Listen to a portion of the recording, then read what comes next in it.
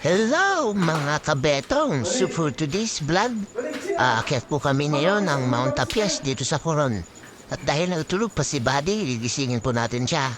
At ayan na nga mga kabetong, uunat-unat na. Subscribe po kayo kay Kuya Jay Salonga. First time nga pala naming dalawang pumunta ng Coron guys. So ayan na, tinupin na namin yung kumot na pinagamit sa amin nila Kuya Punjay. Maaga nga pala kami nagising dahil na-excited kami po umakyat ng Mount Tapias. Pagkatapos ko nga palang magtipi ng kumot ay agad na rin ako naghilamos.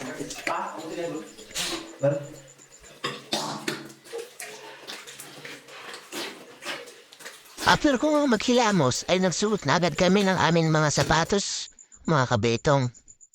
At kung napapansin nyo ay tuwang-tuwa kami dito habang nagsuot ng sapatos dahil na first time namin dito sa Coron ay first time din namin mag-aakyat dito sa sinasabi nilang Mount Tapias. Meron nga parang 720 steps bago ka makarating ng dulo. Tapos nakakapala kaming magbihis. Kaya magkakape muna kami habang nag-aantay kami sa aming mga kasama. Habang nagkakape nga kami ay nagpipintuan kami kasama si Kuya Punjay.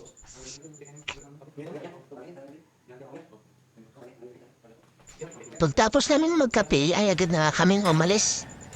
At medyo madilim-dilim pa talaga dito sa labas. 5:30 nga pala kami umalis dito sa opisina.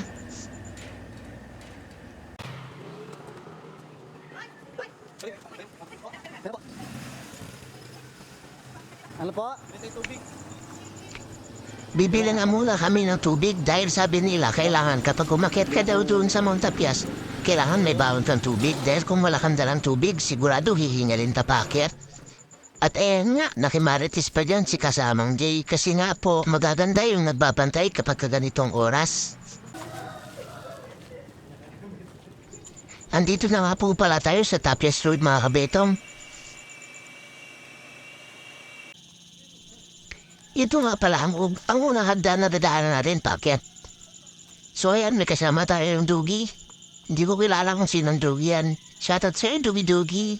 At bago ang lahat, siyempre, kailangan mo natin mag-stretching bago tayo sumabak sa biyera. So yan na nga po, simulan na namin umakyat dahil mababa pa ang akyatin namin. Isipin mo yun, 720 steps paakyat tapos napakatirik pa ng daanan. Sino bang hindi mapapagod sa ganong kataas, di ba?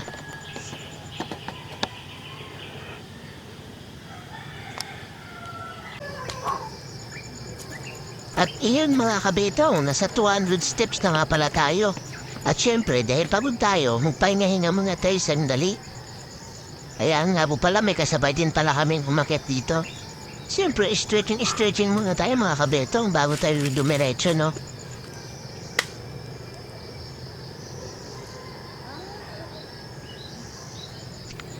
Alright, nasa 300 steps na tayo mga kabetong. So dahil 300 steps, medyo mild pa lang yung pagod natin, no? So nakaka-push up pa tayo dyan eh. Yabang din minsan.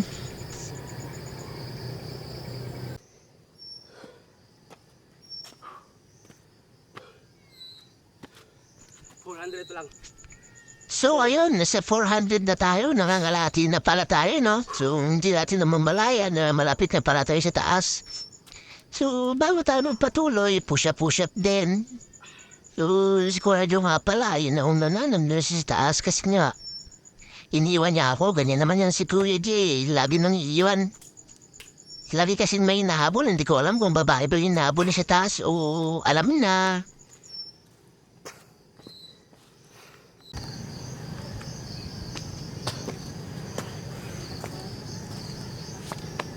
na. Alright, 500 na mga kabetong. So ayan nga pala yung kasabay natin lumakad kanina is pauwi na, no? So hindi natin alam kung dumiretso ba yan o ang bilis niya lang talagang maglakad. Wala kay Ma'am Ann. 600 na tayo guys. So ayan nga pala si Big Boss namin, no? Medyo pagod na rin siya. Kaya medyo dahan-dahan na lang yung pag-akyat niya. Pero bilib pa rin ako sa kanya kasi nga po, dahil ang lakas-lakas pa ng tuhod niya. Isipin mo yun, 720 steps, baliwala lang sa kanya. Pero ako, pagod na pagod, hinal na, oh.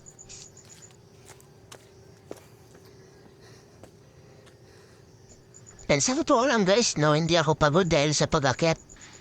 Actually, napagod talaga ako sa kakahabol sa kanila para kumuha ng mga pictures at video. So ayan mga kabetong, tingnan niyo yung paligid sa baba, no? Ang napakaganda talaga dito. Wow! Saan ka makita ng lugar na parang paraisong ganda? Dito lang sa Palawan yan makikita.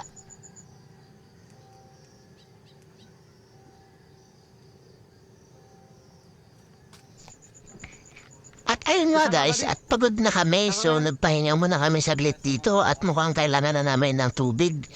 Dahil nakakauhaw talaga mag-akit dito guys, promise. Alam nyo guys kung ma-experience nyo yung ganito, sinasabi ko sa inyo, malaking benefit ang makukuha mo dito. Dahil hindi na exercise magkakaroon ka pa ng matibay na tuhod sa pag-akit guys. So dahil wow tayo, kailangan natin mag-inom ng tubig. So ayun na nga si Kuya Jay, no? Sa taas na siya. Napakabilis niya, ang hirap niyang habulin. Kaya talaga si Kuya Jong nang iiwan.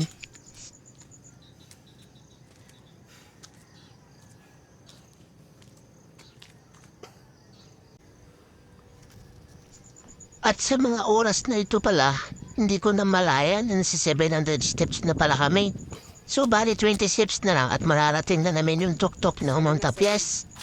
So kailangan magpa-cute-cute muna tayo dito dahil memories dito. Isipin mo yun, wala tayong proper exercise pero naakit natin yung 720 steps dito sa Coron. Napakasulit guys. Sulit yung experience namin dito sa Coron. At ito na nga, nasa 720 steps na tayo, no? So, salubong namin yung sikat ng araw. So, pag nakarating ka pala dito sa tuktok, ay may makikita ng krus at magagandang tanawin nasa sa ibaba.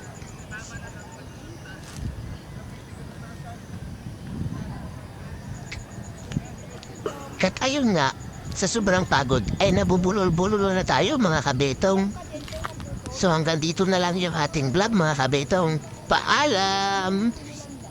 Tiririt, tiririt, tin, tiririt, tiririt.